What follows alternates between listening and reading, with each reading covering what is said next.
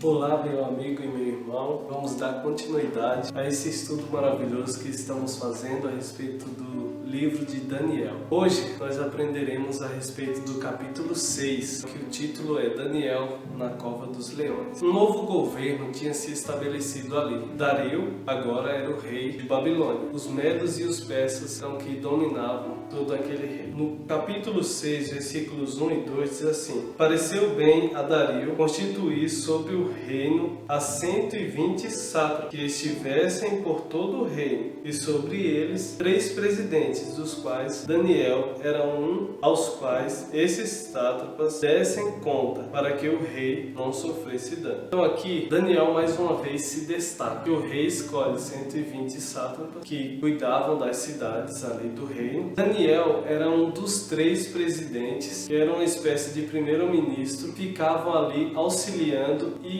também verificando tudo que os sátrapas faziam. Daniel, ele já de início, ele já se destaca sobre todos. Daniel era um servo de Deus e alguém que amava o que fazia. Aqueles outros, os sátrapas e os outros presidentes, começaram a sentir inveja de Daniel. No versículo 4 diz assim: Então os presidentes e os sátrapas procuraram ocasião para acusar Daniel a respeito do rei, mas não puderam achar nem culpa alguma, porque ele era fiel e não se achava nele nenhum erro nem culpa. Então aqui é interessante e é uma grande lição para nós de alguém que era justo, de alguém que era íntegro. Os sátrapas, os governadores ali, eles procuraram as leis, procuraram em tudo que Daniel já tinha feito, se ele tinha feito alguma coisa errada, mas eles não encontraram nada, porque Daniel era justo, Daniel era íntegro em tudo que ele fazia. No capítulo 6, versículo 5, diz assim: Disseram, pois, estes homens: Nunca acharemos ocasião alguma para acusar Daniel, senão a procurarmos contra ele na lei do seu Deus. Então eles disseram: não,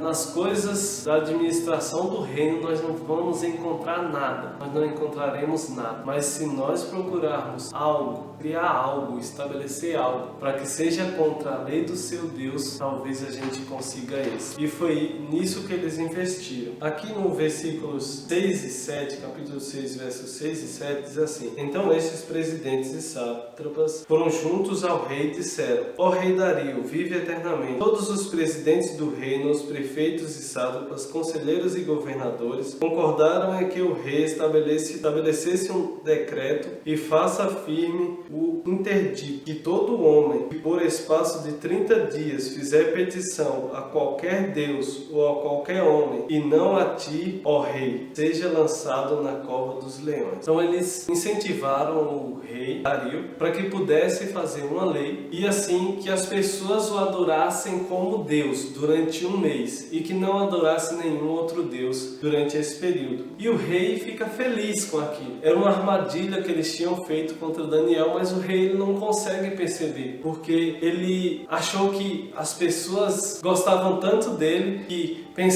tiveram essa ideia para que ele pudesse ser engrandecido. E aí ele assina esse decreto. E é interessante que quando Daniel vê que ele assinou o decreto, que ele promulgou aquela lei, ele faz algo que é algo de destaque. Olha o que fala aqui no versículo 10. Daniel, pois, quando soube que a escritura estava assinada, entrou em sua casa e em cima, no seu quarto, onde havia janelas do lado de Jerusalém, 3 vezes por dia se punha de joelhos e orava e dava graça diante do seu Deus, como costumava fazer. Então Daniel, quando ele sabe desse edito, quando ele sabe desse decreto, ele vai para a sua casa, vai para o seu quarto, abre a janela em direção a Jerusalém, em direção ao templo, que era um costume que ele fazia 3 vezes ao dia, sempre, ininterruptamente. Ele vai, abre a janela, se ajoelha e ora, mesmo sabendo que as outras pessoas veriam que ele estava quebrando o decreto, que ele poderia ser jogado na cova dos leões, ele não temeu. Sabe, meu amigo, quando a gente serve a Deus de verdade, pode cair o mundo, nós estamos em paz, porque Deus está conosco. E era assim que Daniel pensava, e era assim que ele vivia. Quando aqueles homens veem que Daniel, ele faz isso, ele quebra aquele decreto, eles vão direto falar com o rei. Diz aqui no versículo 13: Então responderam e disseram ao rei: Esse Daniel, que é dos exilados de Judá, não faz caso de ti, ó rei, nem do interdito e assinalaste. Antes, 3 vezes por dia faz a sua oração. Versículo 14. Tendo o rei ouvido essas coisas, ficou muito penalizado e determinou consigo mesmo livrar Daniel, e até o pôr do sol se empolgou por salvar. Versículo 16. Então o rei ordenou que trouxessem a Daniel e o lançassem na cova dos leões. Disse o rei a Daniel: o teu Deus, a quem tu continuamente serve, que ele te livre. Então aqui,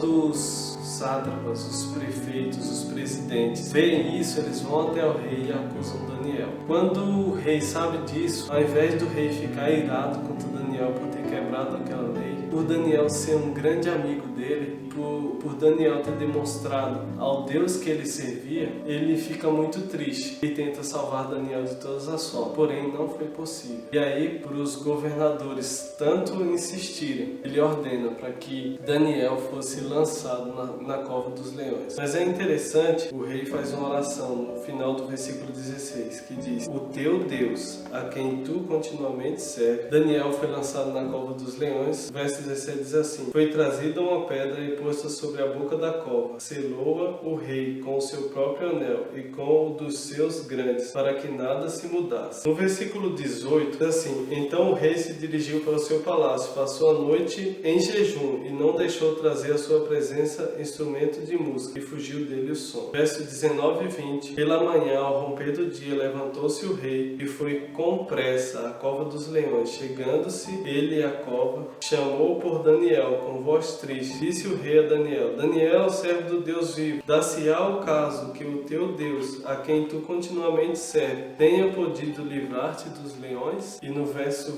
21 diz assim: Daniel falou ao rei: ó rei, vive eternamente. O meu Deus enviou o seu anjo e fechou a boca dos leões, para que não me fizesse dano, porque foi achado em mim, inocência diante dele. Também contra ti, ó rei, não cometi delito algum. Então aqui é interessante que o rei jejua, que o rei ora por Daniel. Quando é de manhã, o rei vai até a cova dos leões e ele vê o milagre acontecer, de que Daniel estava salvo.